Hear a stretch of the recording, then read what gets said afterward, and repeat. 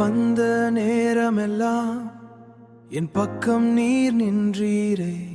தடுமாறும் என் கால்களை தாங்கி நீர் நடத்தினீரே. உலகம் என்னை மறந்தாலும் அன்பு என்னை விடாதே. கண்ணீரின் நீரின் நடுவிலுமே, கண்ணீரின் நடுவிலுமே சமாதானம் பேசுதே. என் அடைக்கலமானவரே, என் நம்பிக்கையானவரே, கரத்தில் நான் இருந்தால் எனக்கு பயமே இல்லையே.